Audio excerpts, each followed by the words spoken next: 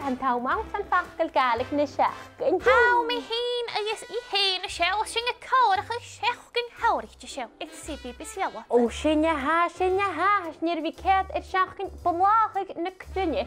Njo, global warming mar a channa at severla agus ha fakkel agan ha koche of te dis sin. Hau de hawn. Bele halofing. Halofing.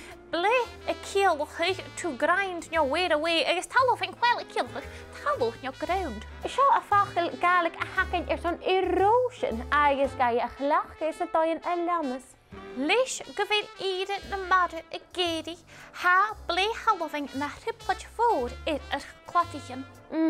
Ha bele halofing janu triplach voor moch roch. O, tak mi sy'n. BBC a lopa is eisiau marach fo hia oed yn gen ceidio gobysio codio yn orsyn. Tiddy bye.